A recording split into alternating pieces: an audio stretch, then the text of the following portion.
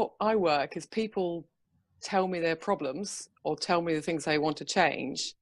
And in seeing their passions and their personality and their industry, uh, my head just seems to go into overdrive and I come up with solutions, or I come up with questions that then elicit solutions. So my creativity is about sparring, really, in a positive way, not in a pushy way, but kind of mental sparring about what we can come up with to solve the problem. So it's creative problem solving, really. Okay. And I suppose that some people come to you with the problem being financial. They want to have more money than they do. So how would you help somebody to create something from nothing in that respect? Well, that's what's so exciting about my work, is because people think they know everything about money. But I had a client last week who came to see me.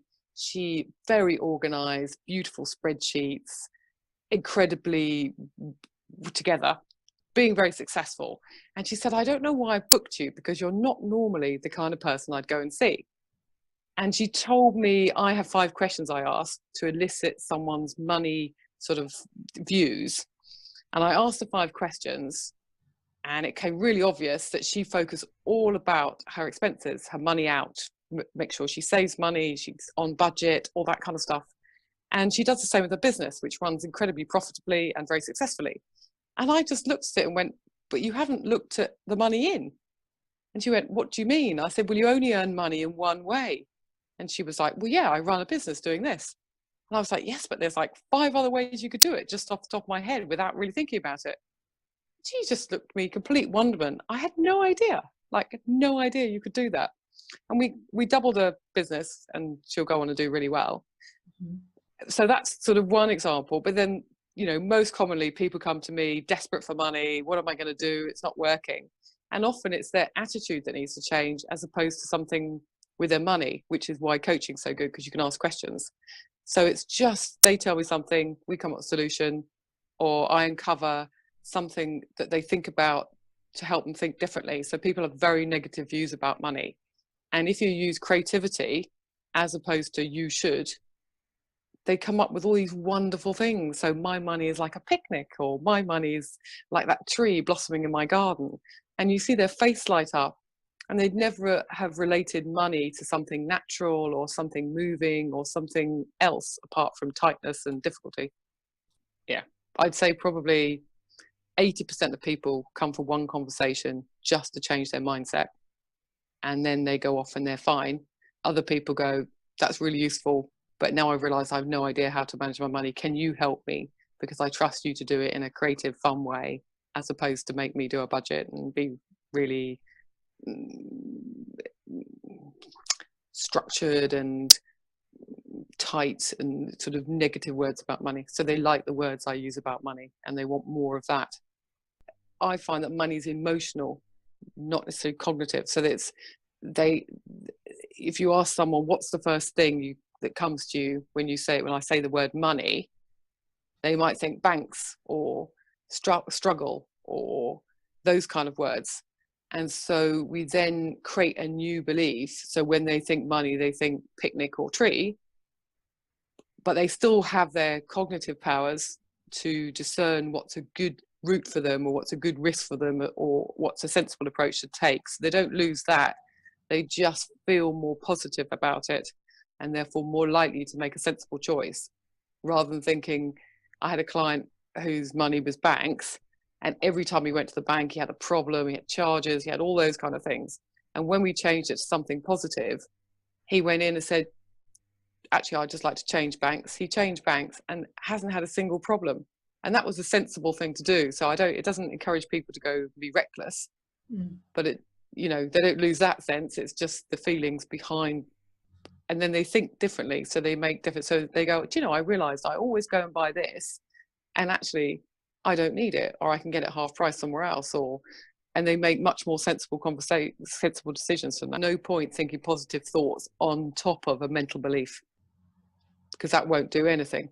You might suddenly superficially think, oh yeah, the world's positive, and people will superficially treat you better. So if you're trying to do business If you attend up at a meeting feeling positive and happy, you're much more likely to get the business.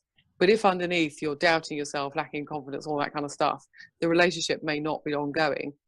And so it will benefit you. So thinking positively is always useful, and I do recommend it too. But you have to deal with the negative beliefs behind the thinking, or the same patterns will keep going. And certainly if you come to me, I tell a lot of people, don't leave your job. No, you could start a business with £100 or nothing.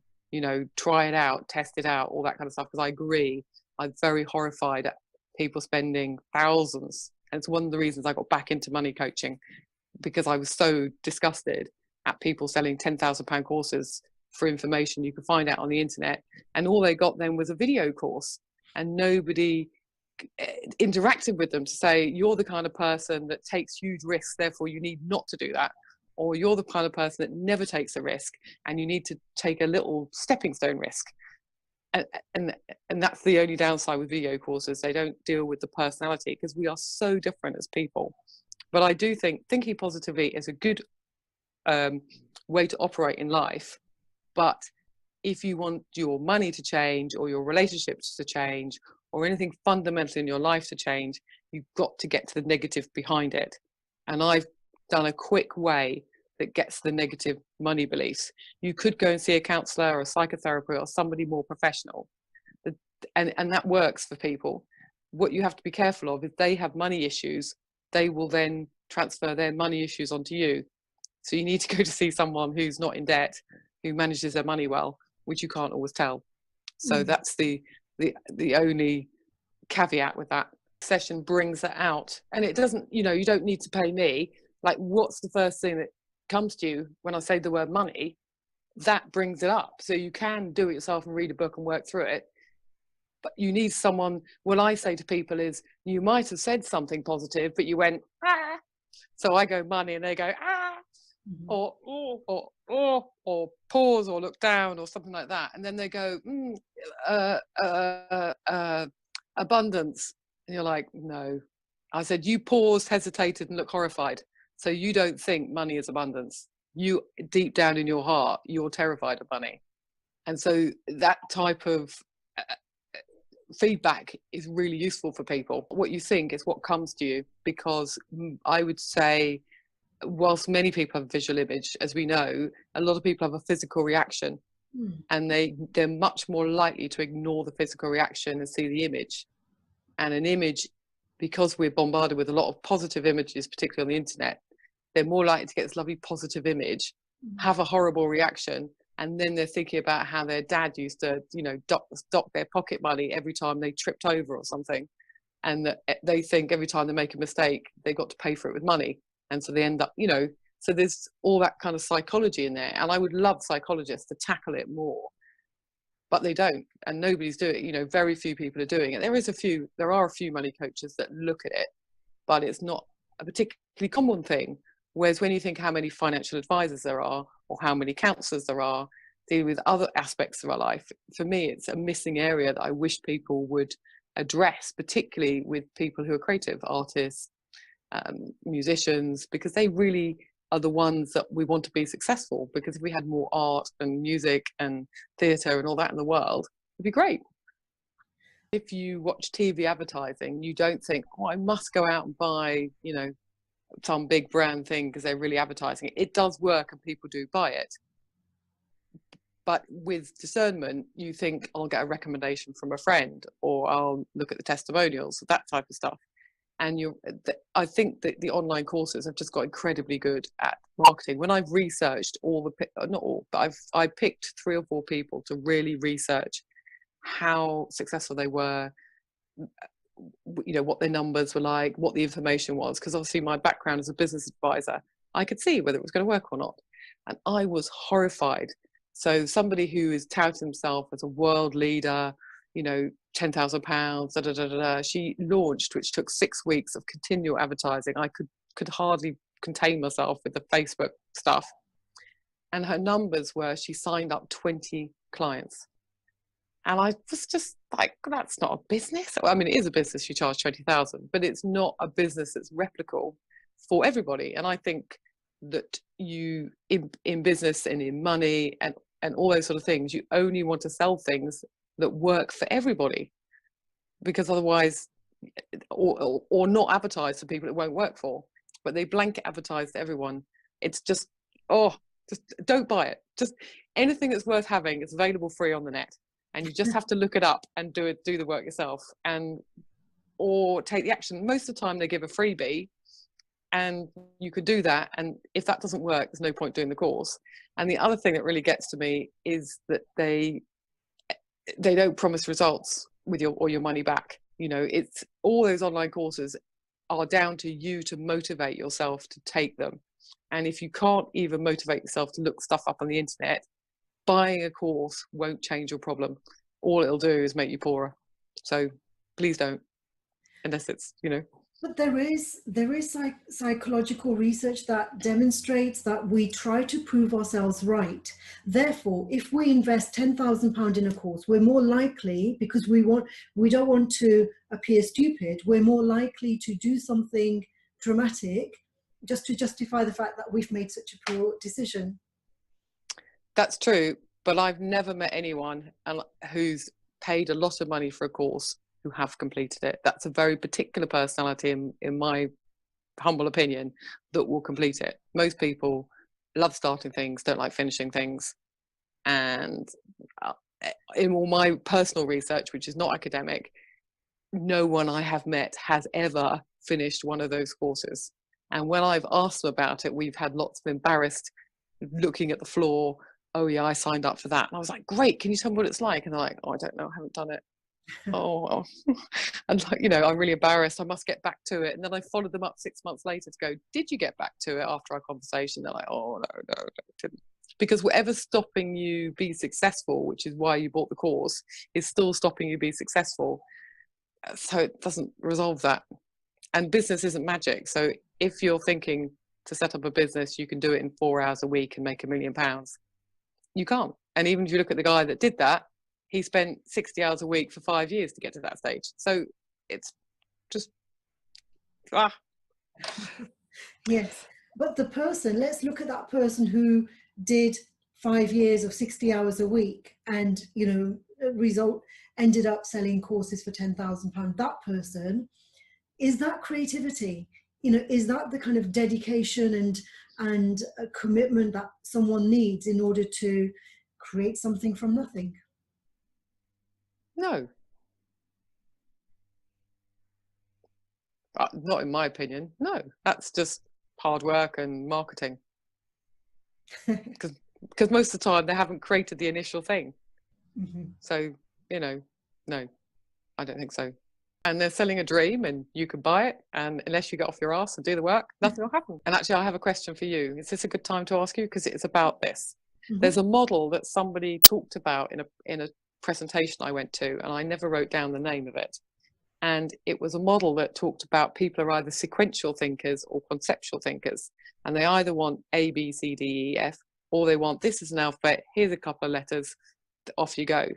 And to me, that made the most sense, because I'm definitely on the conceptual side of things, and most of my friends who are artists, musicians, are definitely that way. And if somebody tries to explain something to me, ABC, I start kind of going, just give me the point. And I didn't really like school. I got kicked out of arts, and like the teacher. I was a dancer, but I wasn't a choreographer, so I didn't make things up. And it wasn't until I was 30 that I discovered I was creative. I became a business advisor, and people would ask me questions, and I would go, well, you could do this, that, and the other. And they go, oh, I never thought of that. And all my colleagues will go, you're a bit maverick, you're a bit creative, you need to write more reports. Mm-hmm. And I didn't want to do that. But no, when I was younger, my family say things like, you jump in where angels fear to tread, and why can't you keep your mouth shut and be more tactful, and those kind of things. So I've done a lot of personal development to make myself more tactful and more considerate and more compassionate, so that I don't offend people. But yes, I am very, very clear, and I get a lot done, because I don't pussyfoot around anything. You say, why is my money not working? I'll go, because of that. You're giving £20,000 a year to your son, therefore you have no money to live on because your business is only making £20,000 profit. Either stop giving the money or grow your business. And she's like, oh yes, well, it'll only be for the next month or so. A year later, still doing the same thing. There's no question. But no, that is just the way I think. Set up my very first business when I was 22. I got sacked from a job.